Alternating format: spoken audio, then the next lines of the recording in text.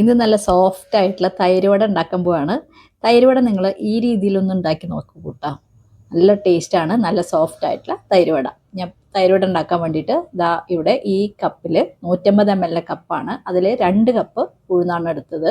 എന്നിട്ട് നമ്മൾ നല്ലോണം കഴുകി വെള്ളം ഒഴിച്ച് കുതിരാൻ വെച്ചു. 2 മണിക്കൂർ കുതിരാൻ വെച്ചു കേട്ടോ. അപ്പോൾ നന്നായി കുതിർന്നേക്കണു, നന്നായി കുതിർന്നിട്ടുണ്ട്. നമുക്ക് അരച്ചെടുക്കാം. ഞാൻ അതിലേക്ക് 2 പച്ചമുളകും ഒരു വലിയ കഷ്ണം ഇഞ്ചിയാണ് ചേർക്കുന്നത്. അപ്പം മിക്സിയിലേക്ക് ഇട്ട് കൊടുത്തു. അതിലേക്ക് പച്ചമുളകും ഇഞ്ചിയും ചേർത്ത് കൊടുത്തു. അതിൻ്റെ കൂടെ 2 ഐസ് ക്യൂബ്സാണ് ഇട്ടത്. വെള്ളം ഒഴിക്കേണ്ട, അപ്പോൾ 2 ഐസ് ക്യൂബ്സ് ഇട്ടാൽ മതി. എന്നിട്ട് നമ്മളത് ഒരു പാത്രത്തിലേക്ക് മാറ്റുകയാണ്. പാത്രത്തിലേക്ക് മാറ്റിയിട്ട് നമുക്ക് നന്നായിട്ടൊന്ന് ഇളക്കിയെടുക്കണം. ഇപ്പോൾ നോക്കൂ, ഇതേപോലെയാണ് അരച്ചെടുക്കേണ്ടത്. നല്ല കട്ടയായിട്ട്, ഒട്ടും വെള്ളമില്ല കേട്ടോ.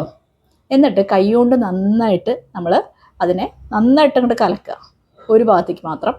എന്നിട്ട് അത് നല്ല സോഫ്റ്റായിട്ട് നല്ല ഫ്ലഫി ആയിട്ട് വരും കേട്ടോ. അത് വെള്ളത്തിലിട്ട് നോക്കിയാൽ നല്ലോണം അങ്ങനെ പൊങ്ങിക്കിടക്കും. ഇനി അതിലേക്ക് 1 സ്പൂൺ ജീരകം ചേർത്ത് കൊടുത്തു.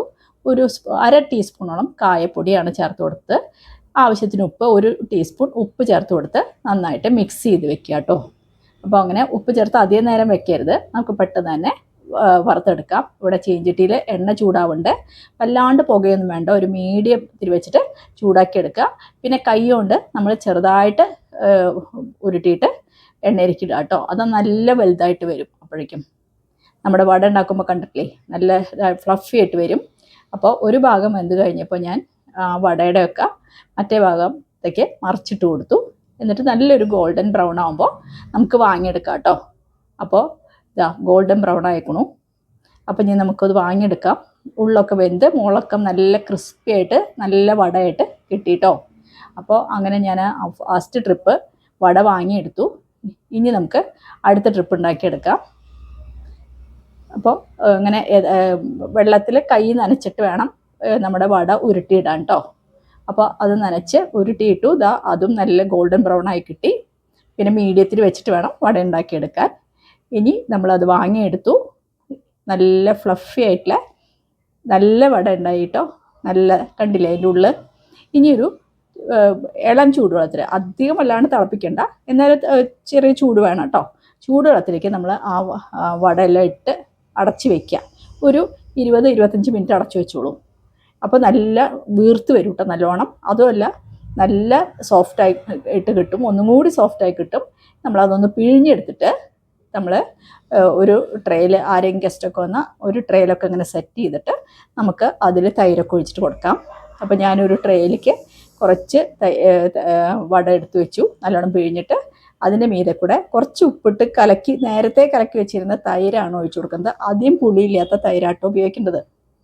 അപ്പോൾ ഞാൻ തൈര് ആദ്യം ഒഴിച്ചു കൊടുത്തു. അപ്പോൾ അത് കുറച്ച് നേരം തൈരൊക്കെ ഒഴിച്ച് വെച്ച് കഴിഞ്ഞാൽ നല്ല ടേസ്റ്റ് ഉണ്ടാവും. ഞാൻ അതിലേക്ക് നമ്മുടെ പുളി മധുരമൊക്കെ ഉള്ള ചട്നി ഉണ്ടല്ലോ, അത് നേരത്തെ പുളി ചട്നി ഉണ്ടാക്കി വെച്ചിരുന്നു, അത് ഒഴിച്ചു കൊടുത്തു. പിന്നെ കുറച്ച് പുതിന ചട്നി ഉണ്ടാക്കി വെച്ചിരുന്നു, അതും കൂടെ. പുതിനയും മല്ലിയിലയും കുറച്ച് ഇഞ്ചിയും പച്ചമുളകും കൂടി അരച്ചെടുത്താൽ മതി. അത് ഇതിൻ്റെ കൂടെ കഴിക്കാൻ നല്ല സ്വാദാണ്. ഇനി നമുക്ക് അതിലേക്ക് കുറച്ച് നമുക്ക് ഇട്ട് കൊടുക്കാം. പിന്നെ ജീരകം വറുത്ത് പൊടിച്ച് ഇരിപ്പുണ്ടെങ്കിൽ കുറച്ച് ചേർത്ത് കൊടുക്കാം കേട്ടോ. പിന്നെ നമ്മൾ കുറച്ച് മിക്സ്ചർ മീതെ കൂടെ ഇട്ട് കൊടുക്കുക. അപ്പോൾ നമ്മുടെ അനാറൊക്കെ ഇരിക്കുന്നുണ്ടെങ്കിൽ അതൊക്കെ ചേർത്ത് കൊടുത്താൽ നല്ല സ്വാദായിരിക്കും. അപ്പോൾ നമ്മുടെ തൈര് വട റെഡി ആയിട്ടുണ്ട്. ഇത് വടക്കേ ഇന്ത്യയിലാണ് കൂടുതലായിട്ട് ഇങ്ങനെ ഉണ്ടാക്കി കഴിക്കുന്നത്. പക്ഷെ നല്ല സ്വാദാണ്. ഈ ചൂടുകാലത്ത് ഉണ്ടാക്കിയിട്ട് കുട്ടികൾക്കൊക്കെ കൊടുക്കും. അപ്പോൾ എൻ്റെ വീഡിയോ ഇഷ്ടമാവുകയാണെങ്കിൽ എല്ലാവരും ലൈക്ക് ചെയ്യാനും സബ്സ്ക്രൈബ് ചെയ്യാനൊന്നും മറന്നു പോകരുത്. എല്ലാവരും കമൻറ്റ് ചെയ്യണം കേട്ടോ. Thank you.